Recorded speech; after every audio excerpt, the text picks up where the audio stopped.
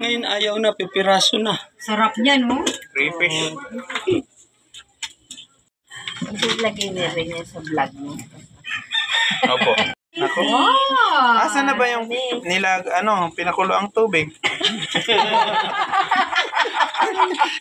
Puhunan. Yun na yung pinapalaki niyo. Puhunan pa nga lang kakainin natin. Ando doon na yan. Doon na yung mga ano. Malapit lang, mag-aalaga ako nito. Mabubuhay ulit. Mabubuhay. Maganda to aquarium. Bumibili. At hindi ko naman mabigyan lahat. At sabi ko, nagparami pa ako. Kaya nga. Yung dulo, swimming pool. Swimming pool yung dulo.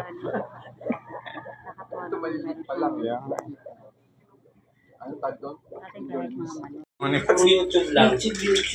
YouTube University. Natin yung buntis dito. May buntis dito eh. Mga paanak yan.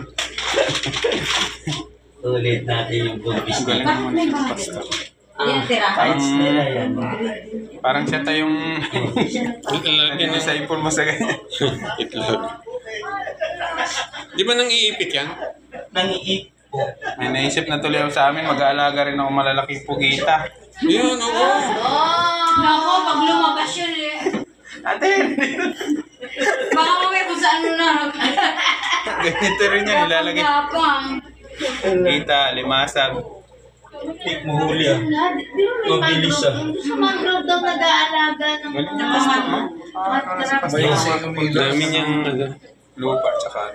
Ayun, yung crayfish, may itlog na siya. Ano na yan? Yan.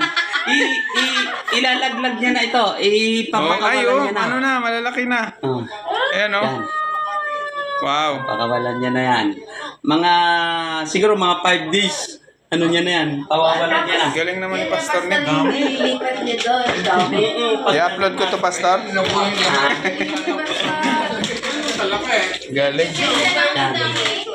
Tapos Yan, dito tayo natuto sa lang si Pastor marami. Nick. Dito yung marami dito. Dito daw madami. Yan o. Dito daw na. Meron pa pala ibang room dito. Dito marami. Wow, ay, yung dami nga. Andiyan po ate, naggagapangan. Ay, nagagapangan.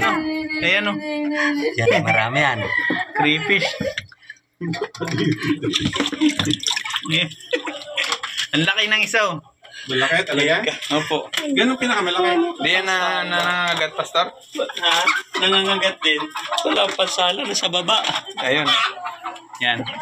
Ala. Ang dami. Ayun, lalaki o. Oh, lalaki. Ang laki. Yan. Ang laki ng crayfish. Saan po kayo bumili niyan? Ha? Pastor, ano? Ang pinagkunan ito na sa pila. Yung kinukunan namin sa Bilabas, 2 hektarya ang crayfish noon. Laki o. Dati